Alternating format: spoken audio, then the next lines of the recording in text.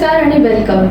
PU the story teller या YouTube चॅनलवर तुम्हा सर्वांचं मनापासून स्वागत. मी मागच्या एपिसोडमध्ये म्हणल्याप्रमाणे या एपिसोडमध्ये ही प्राजक्ता ताई आज माझ्यासोबत आहेत. आपण वर्ल्ड ऑटिझम प्राईड डे हा सेलिब्रेट केला जातो 18 जूनला. तर याबद्दल आपण आज बोलणार आहोत.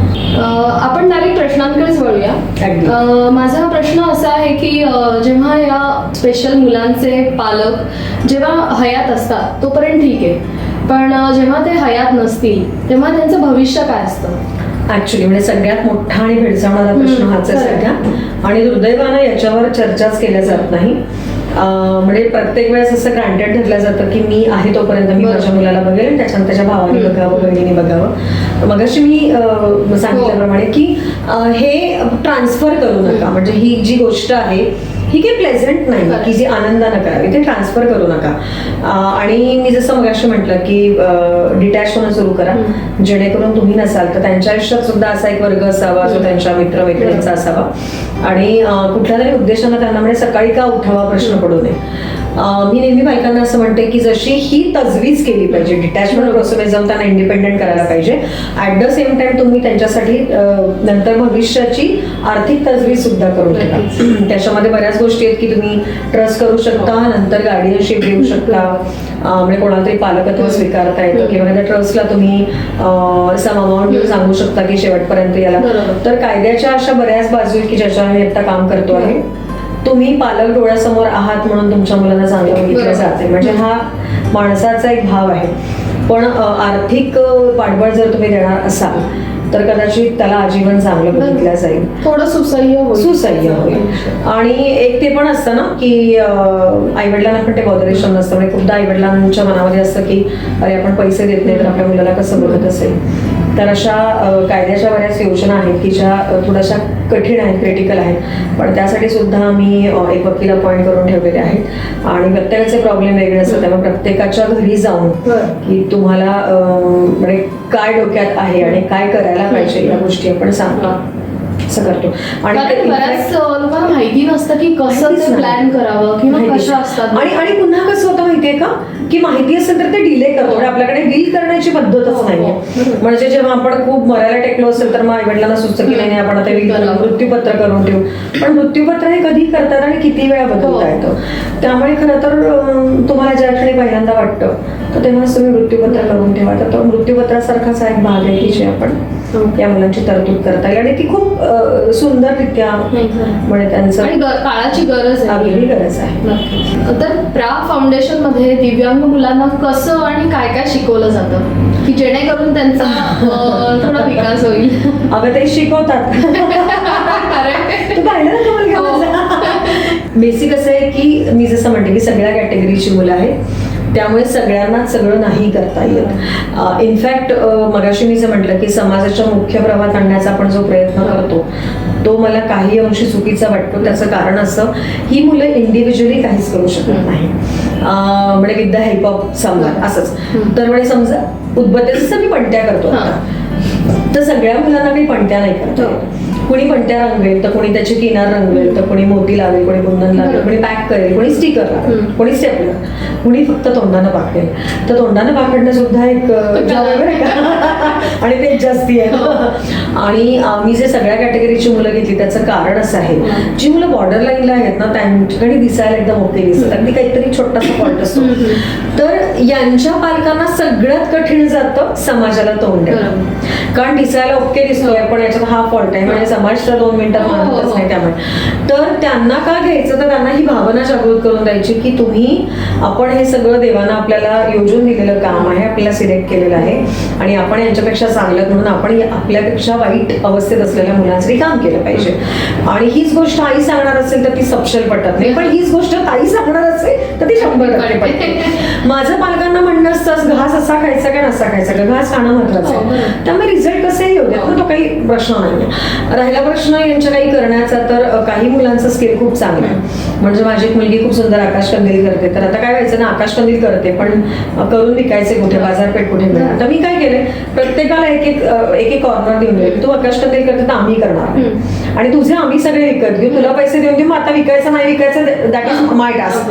तर असं आम्ही आमच्याकडे जे वेस्टेज कापड येतं, तर त्याच्यातनं आम्ही खूप सारे प्रॉडक्ट तयार केलेले आहेत. म्हणजे पाउचेस आहेत, ऑर्गनायझर आहे, वॉल हँगिंग आहे, चेकबुक कव्हर आहे. हे एक कपड्यांचं डोनेशन तेव्हा साड्यांमधनं मी पायपुसणी करतो, लेगिन्स आणि टी शर्टमध्ये टी कोस्टर्स करतो. नंतर रद्दी पेपर जे येतात आम्ही सॅनिटरी नॅपकिन डिस्पोजेबल बॅग्स करतो. तर हे मुलांना शिकवल्या जातं, पण पुन्हा तेच कुणालाही कंपल्शन नाहीये.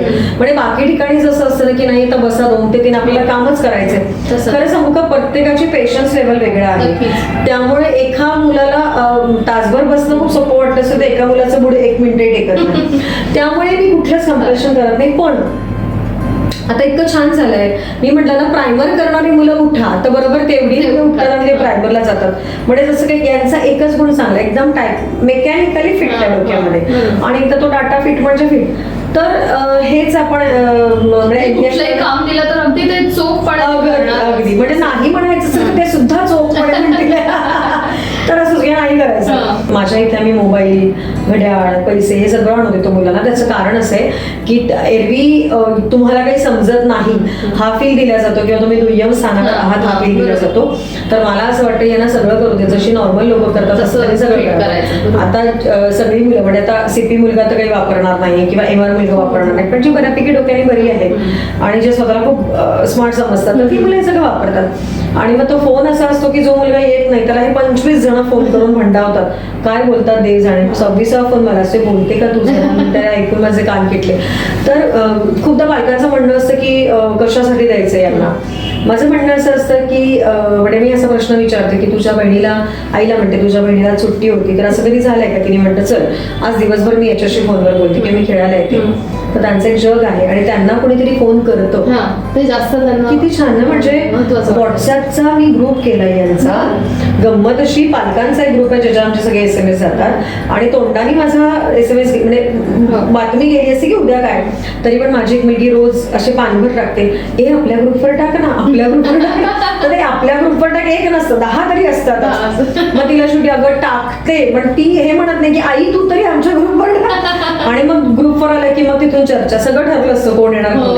हे तू येणार आहेस का, मग किती वाजता येणार आहे, कोणते कपडे घालणार, हे सगळं मला इतकी मजा वाटते अगं. तर मला असं वाटतं हे नॉर्मल जगण्याचं लक्ष. नक्कीच. तर त्यामुळे प्रॉडक्ट होतातच असे नाही, प्रॉडक्ट कमी होतात ते तोडल्यात जास्त जातात. म्हणजे त्याची क्रिएटिव्हिटी ना चांगल्या कामाला लागते अगदी, आणि पेशंटली काम करतात. म्हणजे आता जे स्पीच थेरपी वगैरे प्रकार आहेत ना, मी तर नेहमी म्हणते की माझ्याकडल्या मुलांना स्पीच थेरपी देऊच नका. आम्ही 35 आणि प्लस 15 लोकांचा स्टाफ, 50 लोक इतकं बोलतो की मुका सुद्धा बोलायला लागेल. पण एक अनुभव सांगते की आम्ही जेव्हा पणत्या एक्सपोर्ट पण करायचो किंवा बाहेरच्या जिल्ह्यांमध्ये पाठवायचो, तर आमच्या तोंडातले शब्द, तर मुलांचे शब्द असे असायचे की मॅडम ट्रान्सपोर्टेशनला आज किती बॉक्सेस पाठवायचे, मग टॅफ्लॉन पॅकिंग आणलंय का, हिटलॉन आणलंय का, थर्माकोलचे तुकडे टाकायचे आहे का, डिस्पॅच करायचं आहे का. अगं हे तर आयुष्यात शब्द वापरले जात नाही, पण असे जेव्हा मुलं शब्द वापरायचे ना तर आई वडील म्हणून बापरे डिस्पॅच वगैरे कुठून आलंय. तर इतका फरक पडू शकतो because of the play way method. पुन्हा बर्डन नाही हा एक सगळ्या. त्यामुळे प्रॉडक्ट किती करतो यापेक्षा किती आनंदानं करतो. आणि एन्व्हायरमेंट पण तेवढंच महत्वाचं आहे या मुलांच्या वाढीमध्ये किंवा त्यांची कुठली, म्हणजे पणत्यांच्या वेळेस तर आई ग काय काम करतात. आता तो सीझनल आहे म्हणून आमचं अर्धाच वर्ष चालतं ते, आता सुरू होईल, पण अफाट काम. मी नक्की बघायला येईल. नक्की नक्की मला मदत लागणारच आहे अगदी. म्हणजे हे पण मी सांगू इच्छिते की आम्ही यावर्षी, मागच्या वर्षी जसं आम्ही 21 तास सलग पणत्या रंगवण्याचा विक्रम केला, यावर्षी आपल्या देशाला 75 वर्ष पूर्ण होतं तर 75 तास सलग रंगवण्याचा एक विक्रम करतोय. तर हे जे कोणी ऐकत असेल त्यांना म्हणजे मी आत्ताच सांगून देते की 15 ऑगस्टला आमची सांगता होणार आहे. मीनवाईल आपण ते आउट करूच. तर तुम्हाला सगळ्यांची मदत लागणार आहे कारण हे ओपन टू ऑल आहे. लोकांनी येऊन छान पणत्या रंगवाव्या आणि या सगळ्या पणत्या बॉर्डरला जाणार आहे. नक्कीच. तर आता लोकांचा प्रश्न असा असेल की याच्यातनं काय फायदा होणार आहे. याच्यातनं फायदा हा होणार आहे की माझ्या मुलांना स्वतःचं स्वतंत्र अस्तित्व निर्माण होणार आहे आणि ते सांगणार आहे की आम्ही स्पेशल लोकांनी तुमच्या नॉर्मल लोकांसाठी इतकी मोठी कोण छान आहे. तुम्ही जसं मगाशी म्हणालात की CR MR हे शब्द, मगाशी तुमच्या तोंडात CP आणि MR असे शब्द आले, तर ते नक्की काय आहेत. आपण जे दिव्यांग किंवा विशेष मुलं म्हणतो त्याच्या कॅटेगरीज आहेत, स्पेशल असण्याच्या कॅटेगरीज. CP म्हणजे सेरेब्रल पल्सी, ही मुलं हातानं पायानं थोडी अधू असतात पण मेंदूनं फार तल्लक असतात. तर किती तल्लक असावी तर माझ्याकडे मुलगी अशी कणभर हलत नाही पण ती आम्हाला सांगते 5:03 डॉक्टरांनी आवळ्याचं तेल डोक्याला लावायला सांगितलं. बापरे. इकडे आवळ्याचं तेल लावत नाही तर ती थोड्या वेळी सांगते अगं बदामाचं तेल पण लावायचं होतं 6 वाजता. सकाळची गोळी कोमट दुधामध्ये घ्यायला सांगितली. मी म्हटलं बघतेस ग तर ती म्हणे कोण म्हणजे डॉक्टरला बघते मी. तर यांना हलता येत नाही पण यांना यांच्या तोंडात फार जोर असतो आणि बुद्धी तल्लक असते. पण यांना जर शिकवलं फक्त त्यांना लिहिता नाही येणार पण यांची वोकॅब्युलरी खूप चांगली असते किंवा भाषण वगैरे यांना तर ही मुलं चांगली. MR म्हणजे मेंटली रिटार्ड. याच्यामध्ये गतिमंद मतिमंद आपण म्हणतो. गतिमंद असं की एखादी गोष्ट करतोय पण ती स्लो होते म्हणजे खूपदा असं की जेवतोच आहे तर 1.5 तास जेवणच चालू आहे किंवा एखादं काम सांगितलंय तर त्या कामातली गती खूप कमी आहे. आणि मतिमंद असेल तर खूपदा ती कळतच नाही म्हणजे काय करायचं हेच कळत नाही. तर याच्यामध्ये मंगोलियन एक किंवा स्लो लर्नर एक आहे जो आपण गती. नंतर ऑटिस्टिक आपण स्वमधनं सांगितलेलं आहे. आणि आता तर असे छोटे छोटे मशरूम सारखे पिल्लं उगवत आहेत की एखादीच गोष्ट कमी आहे म्हणजे ADHD सारखं आहे किंवा एखादा मुलगा हायपर आहे असं काहीही. तर असे अनंत प्रकार आहेत आणि प्रत्येकाला काहीतरी एक चांगली गोष्ट दिलेली असते असं आपण नेहमी म्हणतो. तर तशा पद्धतीचं आहे. सगळ्या प्रकारची मुलं तुमच्या सगळ्या प्रकारची म्हणजे माझ्याकडे जी मुलं आहेत ना त्यांचं कौतुक सांगते मी की जुनी गाणी आवडतात त्या मुलांना का कसं माहिती नाही. 200 गाणी पाठ आहेत. कुठल्या पिक्चरमध्ये कुठल्या गायकानं कुठलं गाणं म्हटलं होतं कुणावर पिक्चराईज केलंय सगळं सांगतील. समजा गाण्याच्या भेंड्या खेळल्या तर तुझंही गाणं आम्हीच म्हणून आमचंही आम्हीच म्हणून आम्ही जिंकलो ते इतकं. तर प्रत्येकाचा तो की एक मुलगा तबला छान वाजवतो एक मुलगा सूर्यनमस्कार 100 घालतो एक मुलगा चांगला टेकर आहे. तर त्यामुळे कुठला तरी एक गव्हर्नमेंट स्ट्रॉंग आहे आणि बाकीचे तर असंही काही होऊ शकतं. प्रा फाउंडेशन मध्ये येणारी मुलं पुण्यातीलच असतात का बाहेरगावची नाही आता पुण्याच्या बाहेरची पण मुलं यायला लागली. आणि माझ्याकडे तुला सांगते रोजच्या बाहेरगावच्या इन्क्वायरीज म्हणजे फोनो इन्क्वायरीज आपण जे म्हणतो त्या किमान 5-6 असतात. आणि पुण्यातून लोक तर चिक्कार म्हणजे तू परवा पाहिलंच माझं एकूण शेड्यूल. तर आणि सगळी दुःखी सगळी कन्फ्यूज. त्यामुळे एक पालक येणार असेल तर मी किमान त्यांना 2 तास देते. आणि मला असं वाटतं की मूल आपल्याकडे येते किंवा नाही यापेक्षा असं मूल आहे हा एक्सेप्टन्स त्यांचा माझ्या बोलण्यातनं वाढावा आणि ते इथून रिलॅक्स होऊन जावे हा त्यामागचा उद्देश. बाहेरची पण मुलं आहेत. आणि म्हणजे एक किस्सा तर मी असं सांगते. माझ्याकडे एक हैदराबादचा मुलगा होता तर त्याच्या वडिलांना थ्रोट कॅन्सर होता. तर ते काय बोलायचे मला कळायचं नाही पण मग त्याने मला लिहून पाठवलं की असं असं आहे ना आमच्याकडे कोणी आई म्हणजे त्याची आई नाही आहे किंवा मामी नाही आहे म्हणजे असं आजी नाही आहे बहीण नाही आहे. तर त्यांचं बोलणं मला कळायचं मग मी रोज लिहून पाठवायचं काका तब्येत कशी आहे काका तब्येत कशी आहे. तर एक दिवस त्यांचा एक जो धडधाकट मुलगा होता तो आणि त्यांचा स्पेशल मुलगा डायरेक्ट हैदराबादहून बॅगा घेऊनच आले. तर मी एकदम शॉक होते की हैदराबादसारख्या मेट्रो सिटीजमधनं पुण्याला येण्याचं धाडस कसं काय त्यात मला पाहिलं नाही म्हणजे सेंटर पाहिलं नाही आहे. तर मी म्हटलं तुम्ही कसं काय डायरेक्ट ॲडमिशन घ्यायला आलं. तर त्याच्या त्या भावाचं वाक्य असं होतं की माझे बाबा म्हणतात की जी मुलगी मला रोज विचारते तब्येत कशी आहे तर ती वाईट असूच शकत नाही कारण माझ्या घरची लोक पण मला विचारत नाही. तर मला असं वाटतं हा कॉन्फिडन्स सुद्धा तुमच्या कामातनं तुमच्या बोलण्यातनं तुमच्या वागण्यातनं येऊ शकतो. त्यामुळे बाहेरगावची पण मुलं आहे माझ्याकडे आणि मस्त राहतात. म्हणजे आता चित्र असं आहे की जायला नको म्हणजे हा जो मुलगा त्याच्या कॅन्सर बरा झाला आणि ते त्याला घेऊन गेले. हा दिवसात मला 5 फोन करतो कधी येऊ. मी म्हणते बेटा तुझ्या बाबांवर अवलंबून आहे. तर बाबांचा मला परवा फोन होता की तुम्ही काही हिप्नोटाईज केलं त्याला. मी याला इतकं म्हणतो इथे जाऊ इथे काम करायला जाऊ तर हा काहीच करायला तयार होत नाही. तर मी वाईजावरचा त्यांना असं सांगितलं की उलट तुम्ही असा विचार करा ना की उद्या तुम्ही नाही राहिलात चुकून तर तुमचा मुलगा एका सिक्युअर ठिकाणी असेल जिथे त्याला जावं असं वाटतंय. म्हणजे पालकांनी आता दृष्टिकोन सुद्धा बदलावे आपले. जो स्वतःच्या मनाचा रिजिडनेस आहे तो पण आता काढावा की मलाच करायचंय मीच केलं पाहिजे. तर असं जर केलं नक्कीच मुलांचं भविष्य सेफ राहील. तुम्ही कुठल्या कुठल्या माध्यमातून याचा प्रचार करताय. मला असं वाटतं माउथ पब्लिसिटी जास्ती मॅटर करते. माझ्याकडे आजपर्यंत एकही ब्रोशर नाहीये. 14 वर्ष झाले काम करते. त्यामुळे जो कोणी माझ्याकडे येतो तोच मल्टिपली सांगत फिरत असतो. आणि असं खूपदा म्हणते मी युट्यूब चॅनलवर माझं हे पाठवीन अवेअरनेस प्रोग्राम देईल पण समोर त्या वेळच मिळत नाही मला. पण तरीही माझ्याकडे जे स्किल आहे म्हणजे बोलण्याचं स्किल आहे लिहिण्याचं आहे तर या माध्यमातून मी लोकांना अवेअर करत असते. माझे कॉलम चालायचे मटाला पेरेंटिंगवर तर तो झालाय माझं. मी फेसबुकलाही लिहिते पण याचं काही खूप कन्सिस्टन्सी नाहीये. पण तुझ्यासारख्या लोकांनी जेव्हा इंटरव्ह्यूज घेतलेले असतात तर ते मला नक्की टाकतात आणि ते लोक बघतात, ऐकतात. म्हणजे आजच्या कॉलेजला जेव्हा गेले तर माझ्याविषयीची इत्यंभूत माहिती त्यांना होती. मला आश्चर्य वाटलं. ते म्हणजे आम्ही तुमचे युट्यूबवरचे सगळे व्हिडिओज पाहिलेले आहेत. तर ही माध्यम आहे करते, ही अजून स्ट्रॉंग व्हायला पाहिजे माझ्याकडनं. त्याचं कारण असं आहे की जास्तीत जास्त खरं ही गोष्ट लोकांना आणि रेशिओ खूप जास्ती आहे बरं का या मुलांचा. म्हणजे मी खूपदा असं म्हणते की ही वारुळातनं निघाल्यासारखी निघतात. म्हणजे माहिती ना अचानक निघाली. लोक लपवून ठेवल्यासारखे लपवून ठेवतात, लोक अजूनही सांगत नाही. तर मीडिया करता स्ट्रॉंग व्हायला पाहिजे किंवा मीडियाने सुद्धा आम्हाला प्रमोट करायला पाहिजे. पण तसं अजून इतकं फारसं होत नाहीये. नक्कीच या आणि आजच्या इंटरव्ह्यू मधून नक्कीच आपल्याला काहीतरी याचा फायदा होईल, आपण अशी अपेक्षा करूया. या सगळ्या गोष्टींमध्ये, एवढ्या सगळ्या बिझी शेड्यूल मध्ये तुमचं सपोर्ट सिस्टीम कोण असतं? एवढं महत्वाचं तुम्ही काम करताय. सपोर्ट सिस्टीम मला असं वाटतं खूप जण आहेत. माझा स्टाफ आहे. त्याचं कारण असं आहे की मी नो मेड नो हेड ही कन्सेप्ट ठेवली आहे. म्हणजे समजा मुलांची शिल्पणे, मगाशी मी सांगितलं की जसं 40 वर्षाच्या मुलाची शी सुद्धा हात घालून धुवावी लागते. तो मुलगा नाही, तो माणूस आहे. आणि तिथे हँडग्लोव्ज आणि जेट स्प्रे काही काम करत नाही. 40 वर्षाच्या मुलीचे पॅड सुद्धा बदलायला लागतात जागेवर. तर हे मी सुद्धा करते. मी यासाठी करते कारण ही नोकरी नाही, ही सेवा आहे. आणि सेवामध्ये फॉलोअरशिप असते. म्हणजे जर मी करत असेल तर मला सांगण्याचा अधिकार आहे की तुम्ही असं केलं पाहिजे. त्यामुळे सुरुवातीला हे सगळं मी केलं, आता तो माझा स्टाफ करतो. त्यामुळे सगळ्यात थँक्यू माझ्या स्टाफचं. आणि मी असं म्हणते की या मुलांमुळे मला वेगळं करण्याची संधी मिळते माझ्या मुलांचं. पण मी घरातल्या लोकांचे थँक्यू म्हणेन. त्याचं कारण लोक मला असे उपरोधिक प्रश्न विचारतात, घरच्यांचा किती सपोर्ट. मला ना असं वाटतं ग की घरचे मला क्रॉस करत नाही, हा इनडायरेक्टली सपोर्ट आहे. आणि मला असं वाटतं तो जास्त स्ट्रॉंग सपोर्ट आहे. न बोलता एक्झॅक्टली. म्हणजे कदाचित ही कन्सेप्ट समजायला वेळ लागला असेल, जगाला वेळ लागलाय तो. तर पण आता असं होतं की आता मी रेसिडेन्शियल पण सुरू केलंय. कोरोनाच्या काळामध्ये आम्ही रेसिडेन्शियल पण. तर खूपदा माझ्याकडे स्टाफ, जिथे कमी तिथे मी. तर तो स्टाफ नसेल तर मी फक्त घरी सांगते की मला रात्री राहावं लागणार, तर मला कोणी क्रॉस करत नाही. तर मला असं वाटतं माझी कन्सिस्टन्सीच ही आहे. आणि माझा जो काही ग्राफ आहे, माझं जे काम करण्याची पद्धत आहे, तर त्याचं एक्नॉलेजमेंट म्हणजे घरातील लोक मला सहज त्याला मान्यता देत आहेत.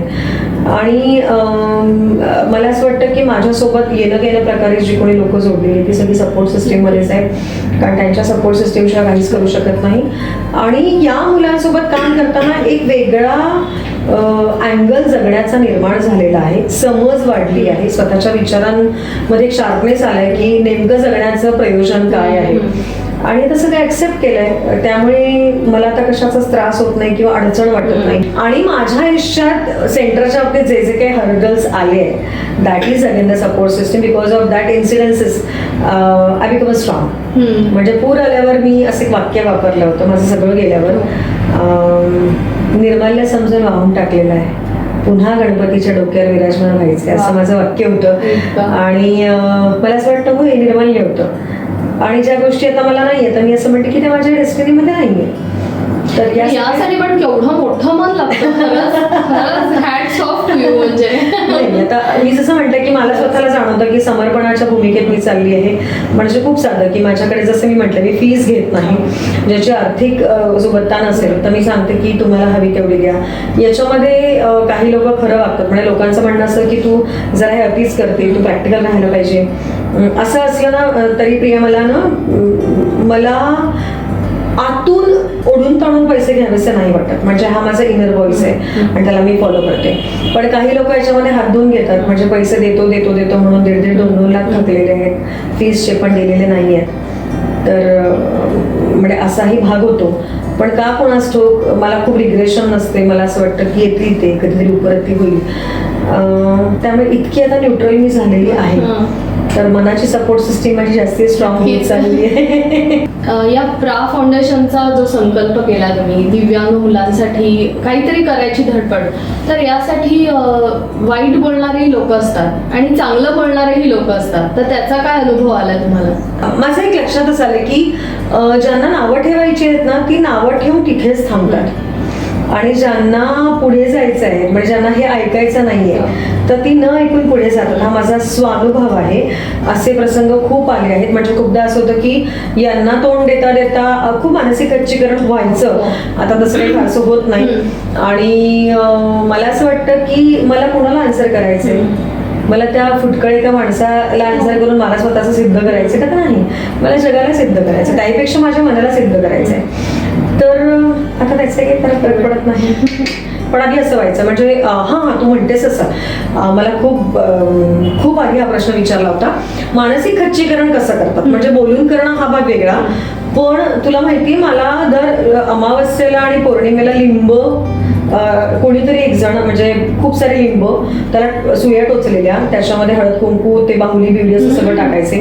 आणि माझ्या मुलांना, मला काही ते दिसायचं कारण स्टाफ माझा सकाळी जातो, तर ते एकदा आलं दोनदा आलं, नंतर लक्षात आलं की अमावस्या पौर्णिमेला येते आणि माझी पोरं लिंबू खायचं म्हणून ते हातात घेऊन यायचे. तर हे काय माहितच नाही. तर मला थोडंसं, म्हणजे मी घाबरली नाही पण माझा स्टाफ घाबरायचा, बट ऑब्विसली ते एकदा ओंगळा काहीतरी.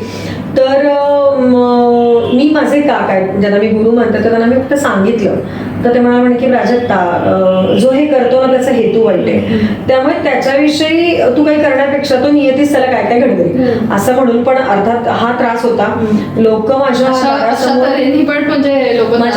मी प्युअर व्हेजिटेरियन आहे, ज्यांना माहिती असेल ती हाडं आणून टाकणार, अंड्याची टर्फल आणून टाकणार, किंवा खरकट प्लास्टिकच्या पिशवीत आणून तिथे टाकणार, म्हणजे मग त्यातनं गाडी गेली की ती खरकट बाहेर. आत्ता या सेंटरला तर असं आहे की माझ्या दारासमोर दारूच्या बाटल्या, म्हणजे माझ्या समोरच्या जिथे झाडं आहेत तिथे बघशील तर अनंत ठिकाणी अशा वेगळ्या पद्धतीने त्रास द्यायचा प्रयत्न केला आणि पोलीस चौकी वगैरे झालेली आहे. त्यामुळे सगळ्या प्रसंगातून मी गेलेली आहे. आज प्राजक्ताताईंनी काय महत्त्वपूर्ण माहिती आपल्या समोर मांडली आहे आणि त्या दिव्यांग मुलांसाठी आपण काही ना काहीतरी, किंवा खारीचा वाटा म्हणून आपण डोनेशनच्या स्वरूपात काहीतरी आपण अमाऊंट देऊ शकतो, किंवा तुमच्या घरातील जुने कपडे, किंवा लहान मुलांची खेळणी सुद्धा, किंवा साठलेली रद्दी सुद्धा तुम्ही सेंटरमध्ये जमा करू शकता. जाता जाता वपू काळेंची एक ओळ आठवली, कबुतराला गरुडाचे पंख लावता येतील सुद्धा, कबुतराला गरुडाचे पंख लावता येतील सुद्धा, पण गरुड झेप घेण्यासाठी ते रक्तातच असावं लागतं. तर अशा या प्राजक्ताताईंच्या गरुड झेपीला माझा दंडवत आणि खूप खूप शुभेच्छा. Thank you so much. आणि मला तू इथे बोलवलंस, मला खूप बरं वाटलं. आणि हे एक माध्यम आहे की लोकांपर्यंत पोहोचण्याचं, आणि लोकांपर्यंत मी जावं, माझं काम जावं, आणि सगळ्यात महत्त्वाचं म्हणजे माझ्या मुलांना त्याचा फायदा व्हावा, हे अगदी मला वाटेल. आणि मगाशी तू सांगितल्याप्रमाणे की कॉन्ट्रीब्युशन कसं द्यायचं असेल, तुम्ही नक्की प्रा फाउंडेशन पर्यंत येऊ शकता. तुम्हाला आमचा पत्ता आणि सगळं, मी सगळं या गोष्टी, प्रा फाउंडेशनच्या डिटेल्स मी सगळ्या डिस्क्रिप्शन बॉक्समध्ये देते. तुम्ही नक्की आपला खारीचा वाटा उचलावा अशी आमची सगळ्यांची इच्छा. Yes, thank you so much.